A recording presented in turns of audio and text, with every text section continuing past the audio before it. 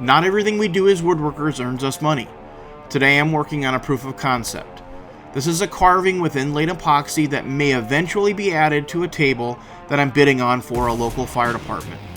I wanted to make sure that I could get the level of detail necessary to include this as an option, so I made a smaller version to ensure it worked. A proof of concept is not expected to be great. It's to help me identify any flaws and determine if a larger version of this is going to work without spending countless hours on it. I'll let you decide if this proof of concept made the cut. Enjoy the rest of the video and let me know what you think.